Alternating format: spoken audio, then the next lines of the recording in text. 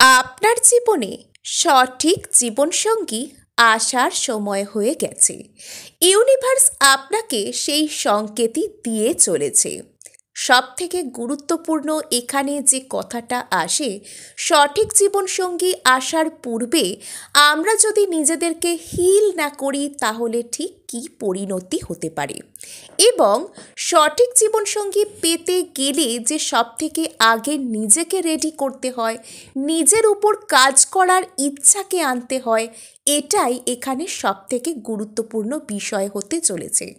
আজকে এটাও আপনাদেরকে বলবো, আপনি নিজের প্রপার হিলিং করার আগে যদি আপনার জীবনে কোনো মানুষ এসে যান, তবে তার পরিণতি ঠিক কী হতে পারে।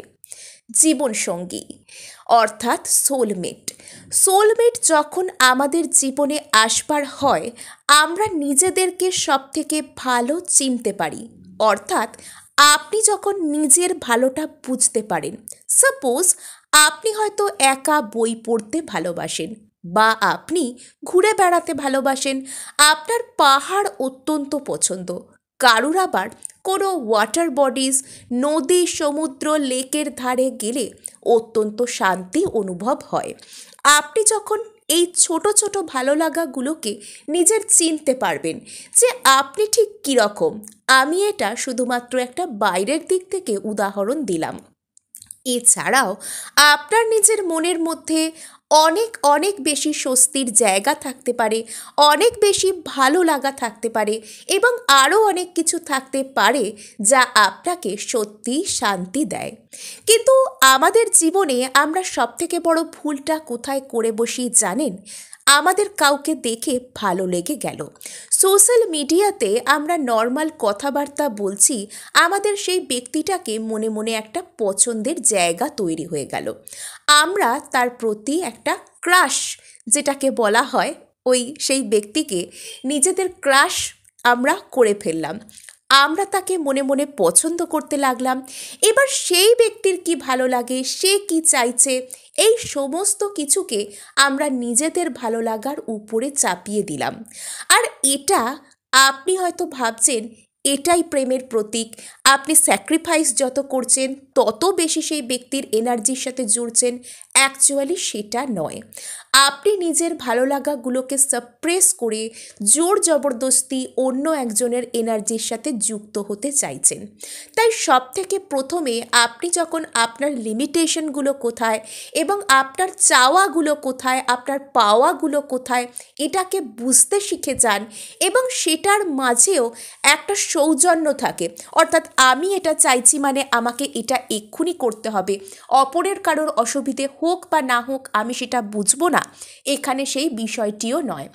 আপনার চাওয়া অবশ্যই গুরুত্ব পাবে, এবং অন্যের মতামতকেও গুরুত্ব দেওয়ার মতন একটা ম্যাচিওরিটি যখন আপনার মধ্যে এসে যাবে। কম্প্যাটেবল অর্থাৎ একে অপরের পরিপূরক যখন দুটো মানুষ হন, জরুরি নয় তাদের দুজনের সমস্ত পছন্দ একই রকম হবে, কিছু উপরে কিছু নিচে এখানে হয়েই থাকে। আপনার পাহাড় পছন্দ হতে পারে, সামনের মানুষটার সমুদ্র পছন্দ হতে পারে, আপনি একটু যেটাকে বলে একটু নিজের মধ্যে থাকতে ভালোবাসেন, একটু ইন্ট্রোভার্ট প্রকৃতির হতে পারেন, সামনের মানুষটা ভীষণ বোল্ড, ভীষণ কনফিডেন্ট, এক্সট্রোভার্ট, যে কোনো জায়গায় গিয়ে বন্ধু তৈরি করে নিতে পারেন, হতেই পারে। এরকমভাবেই তো আপনারা একে অপরের পরিপূরক হবেন। অর্থাৎ সবথেকে আগে আপনি নিজের প্রতি অ্যাকসেপ্টেন্স আনতে পেরেছেন কি? যদি আপনি এখনও পর্যন্ত সারাক্ষণ অভিযোগের সুরে ভাইব্রেট করতে থাকেন, এবং আপনি সারাক্ষণই আপনার জীবনে যা কিছু পাননি তার জন্য অন্য সবাইকার দোষ, অন্য কেউ আমাকে এটা পেতে দেয়নি, এই করেছে তাই হয়নি, ওই বলেছে তাই হয়নি, এই সমস্ত কিছু ভাবছেন না। আপনার জীবনে কি কি আসতে পারে, আর তার জন্য আপনি নিজের উপরেও কাজ করার জন্য প্রস্তুত? আপনি এটা নিজেকে প্রশ্ন করুন। যদি এখানে উত্তর হয় আপনি নিজের উপর কাজ করার জন্য প্রস্তুত, এবং সমস্ত কিছু, জীবনের সমস্ত কিছুকে আপনি পজিটিভভাবে গ্রহণ করার মতন সেই ম্যাচিওরিটি আপনার মধ্যে এসে গেছে। আমি এটা বলছি না যে রাগের কথায় রাগ হবে না, দুঃখের কথায় দুঃখ হবে না, আমরা কেউ সংসার ত্যাগী সন্ন্যাসী নই, সন্ত নই, মহাত্মা নই যে আমাদের রাগ দুঃখ কোনো অনুভূতি আমাদেরকে ছুঁতে পারবে না। কিন্তু সেটা একটা নির্দিষ্ট কন্ট্রোলে আছে কি? সেটাকে যদি বাইরের কারোর সামনে উদগ্র প্রকাশ করে ফেলা অথবা কোনো সম্পর্ককে নষ্ট করে ফেলবার মতন পর্যায়ে থাকে, তাহলে এখনো পর্যন্ত আপনার হিলিংয়ের প্রয়োজন রয়েছে। যখন কোনো জীবনসঙ্গী আপনার জীবনে আসেন অথবা কাউকে আপনার সিম্পলি ভালো লেগে গেল, তার সাথে সম্পর্কও কিছু দূর এগোতে লাগলো, সেই মানুষটা কেন আপনাকে বারবার ট্রিগার করেন, আপনাকে কেন বারবার জেলাস করেন অন্য কারোর সাথে মিশে, অথবা আপনার রাগ, আপনার ডিপ্রেশন, আপনার না পাওয়া, আপনার হতাশার জায়গাগুলোকে কেন তিনি বারবার ট্রিগার করছেন, নিজের ভিতরে উঁকি মেরে দেখুন এখনও কি কি বাকি রয়েছে, এখনও কোন কোন জায়গায় কাজ রয়েছে। আপনি কি বারবার এটা মনে করেন যে আপনাকে কেউ ছেড়ে চলে যেতে পারে? আপনি কি বারবার এখনও এই ভয়ে ভীত যে আপনি ভালো মানুষ চিনতে পারেন না আর আপনাকে বারবার ঠকানো হবে? অমুক সময় অমুক আমাকে এরকমভাবে ঠকিয়েছিল, তাই এই সামনের ব্যক্তিটাও ঠকাবে, এর কাছে আমি মন খুললে আবারও ভেঙে যাব। এখনও কি আপনার মধ্যে এই অ্যাবান্ডনমেন্ট ইস্যু, এই সমস্ত মানসিক যে ট্রিগার হওয়ার বিষয়গুলো কাজ করছে?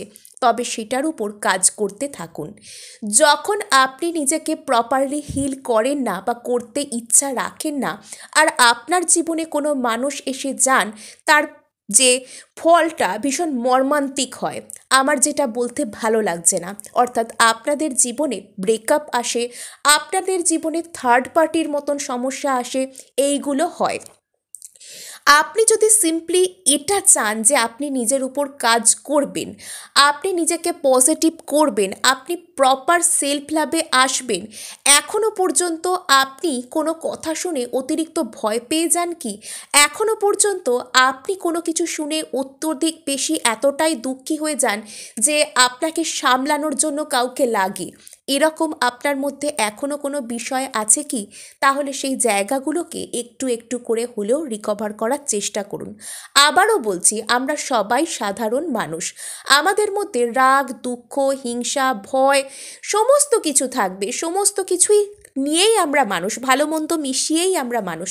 কিন্তু আমরা সেই বিষয়গুলোকে কে কতটা জয় করতে পেরেছি।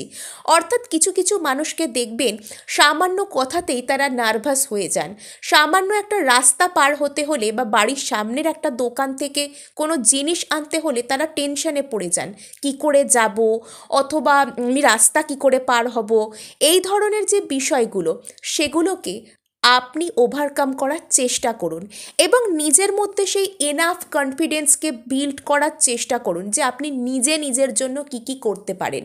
এবং কখনো অপেক্ষা করবেন না যে অমুক আমার জীবনে এলে তবে আমার এই কেরিয়ার গ্রোথটা হবে, অমুক আমার জীবনে এলে তবে আমি ফিনান্সিয়ালি ভালো থাকবো। আমি এখানে পারস্পরিক নির্ভরতার দিকগুলোকেও খুঁজতে বলছি, আবার আমি এখানে নিজের স্বয়ংসম্পূর্ণ হওয়ার যে দিকগুলি সেটাকেও বলছি। অমুক আমার সঙ্গে থাকলে তবে আমি নিজেকে প্রোটেক্ট করতে পারবো, তবে আমি এনাফ কনফিডেন্স ফিল করব। এই সমস্ত বিষয়গুলোকে একে একে হিল করার চেষ্টা করুন এবং তার সাথে নিজেকে চেনা, নিজেকে আপনি চিনলে আপনি এটা তবে বুঝতে পারবেন কে আপনার জন্য সঠিক আর কে আপনার জন্য বেঠিক।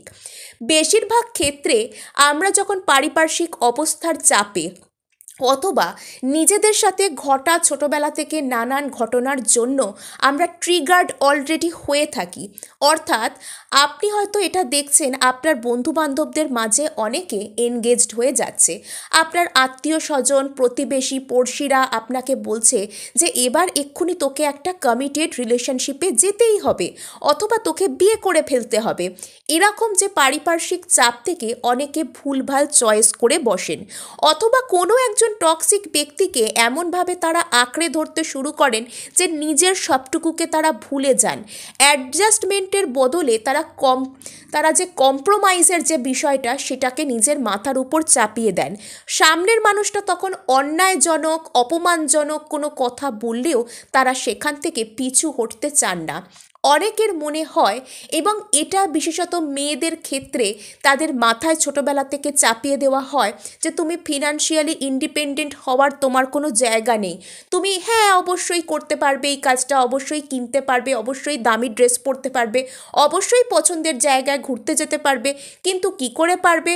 যখন তুমি একজন রিচ হাজব্যান্ডকে নিজের জীবনে আনতে পারবে, অর্থাৎ সেই ফরচুন হান্টিংয়ের খেলাটা শুরু হয়ে যায়। এবং এক্ষেত্রে শুধু আমি মেয়েদেরকেই বা দোষ দিই কেন, অনেক ছেলেরও আমি এখনকার দিনে দেখতে পাচ্ছি যে তারা এটাই চান যে শ্বশুর বাড়ির সম্পর্কে কিছু সম্পত্তি পাবো এবং নিজের জীবনে উন্নতির কোনো প্রয়োজন নেই, এবং ওই সম্পত্তিতে আমি রাজা হব, গজা হব, নানান রকম তাদের প্ল্যান প্রোগ্রাম মাথার ভেতর চলতে থাকে। এবং এর ফলে কি হয়, মানুষ যখন তার সামনে কোনো ভালো ব্যক্তিকে দেখে, কোনো গুড পার্সোনালিটির ব্যক্তিকে দেখে যে তাকে সত্যিই ভালো রাখতে পারবে, সেটাকে চুজ না করে সে বাহ্যিক কিছু জিনিসের পিছনে দৌড়াতে যায়, আর দৌড়াতে গিয়ে ফলস্বরূপ যেটা হবার সেটাই হয়। সেকেন্ড থিং কী হয়, আমরা এমন ফ্যামিলি প্যাটার্নের মধ্যে বড় হই যে আমাদেরকে কনফিডেন্স ফিল করানোই হয় না। এই তোকে না দেখতে ভালো লাগছে না, তুই ওইটা পড়বি, তুই এই কেরিয়ারটাকে বেছে নিবি, তোর এই পার্সোনালিটি রয়েছে। কোনো কাজেতেই কোনো অ্যাপ্রিসিয়েশন নেই, কোনো কাজেতে কোনো এগিয়ে দেওয়ার বিষয়টা নেই, শুধুমাত্র সব কিছুতেই পেছন থেকে টেনে ধরা আর সব কিছুতেই আমাদেরকে নেগেটিভ করে দেওয়া। এগুলোর ফলে আমাদের কনফিডেন্স লেভেল এতটাই নিচের দিকে নেমে যায় যে আমরা নিজেদের জন্য পজিটিভ কিছু ভাবতেই ভুলে যাই। আমরা এটা ভাবি যে জীবনে গঠনমূলক কিছু করতে গেলে আমাদের কারো সাহারা লাগবে, সুতরাং আমরা যখন আমাদের সামনে যেই আসে তাকে এমনভাবে আঁকড়ে ধরি, সেই ব্যক্তিটা দেখে এর সব দায়ভার, ইমোশনাল, ফিজিক্যাল সব দায়ভার আমার কাঁধেই চাপিয়ে দিচ্ছে, আমি এই সম্পর্ক থেকে কি বেনিফিট পাচ্ছি। ফলে সেই মানুষটা হয় আপনার থেকে দূরে সরতে আরম্ভ করেন, নতুবা আপনার প্রতি নানান রকম অপমানজনক, অন্যায়জনক শর্ত চাপিয়ে দেন, এবং আপনি তখন সেই সিকিউরিটির জায়গাটাকেই এমন পাখির চোখ করে বসেন যে সেটার জন্য নিজের সম্মানটাকেও আপনি হারাতে একবার ভাবেন না। আর এখানেই হয়ে যায় গণ্ডগোল। টক্সিক রিলেশনশিপ, কার্মিক রিলেশনশিপ, নার্সিসিস্ট রিলেশনশিপ, এই সমস্ত কিছু এখান থেকেই জন্মায়। তাই যারা যারা সঠিক জীবনসঙ্গী পেতে চাইছেন তারা যদি মনের মধ্যে অন্তত এইটুকু ইন্টেনশন রাখেন যে আমি নিজের উপর কাজ করব, আমি নিজেকে নিজের বেটার ভার্সনে ট্রান্সফর্ম করব, আমি নিজেকে সেই উন্নত মানুষে পরিণত করব যেটা আমার জন্য সবসময় ভালো, সবসময় বেটার জিনিসটাকেই অ্যাট্রাক্ট করবে, তাদের জীবনে অলরেডি একজন সোলমেট বা সঠিক জীবনসঙ্গী এসে গিয়েছে। কনগ্র্যাচুলেশন। তো আজকে এটুকুই, দেখা হচ্ছে নেক্সট ভিডিওয়ে। ধন্যবাদ।